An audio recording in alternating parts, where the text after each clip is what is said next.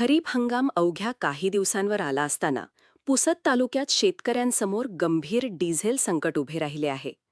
Tractor आणि कॅनमध्ये diesel घेण्यासाठी गेलेल्या शेतकऱ्यांना पेट्रोल पंप चालक सांगत आहेत की कलेक्टर साहेबांची परवानगी आणा तरच डिझेल देऊ. यामुळे नांगरणी आणि वखरणीची कामे पूर्णपणे ठप्प झाली आहेत. संतप्त शेतकऱ्यांनी गोरसेना जिल्हाध्यक्ष जय राठोड आणि स्वाभिमानी शेतकरी संघटनेचे मनीष जाधव यांच्याकडे धाव घेतली आहे.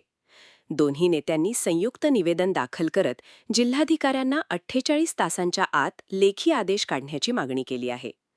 मनीष जाधव म्हणाले की यवतमाळ हा शेतकरी आत्महत्याग्रस्त जिल्हा आहे. डिझेल न मिळाल्याने पेरणी लांबली तर शेतकरी पुन्हा कर्जाच्या खाईत जाईल. हा शेतकऱ्यांच्या जीवाशी खेळ आहे. शेतकरी संघटनांनी मुख्य मागण्या केल्या आहेत. पुसद तालुक्यातील सर्व पंपांना ट्रॅक्टर व कॅनमध्ये डिझेल देण्याचे लेखी आदेश, काळाबाजार करणाऱ्या पंपांवर कारवाई, 7 हेल्पलाईन सुरू करणे.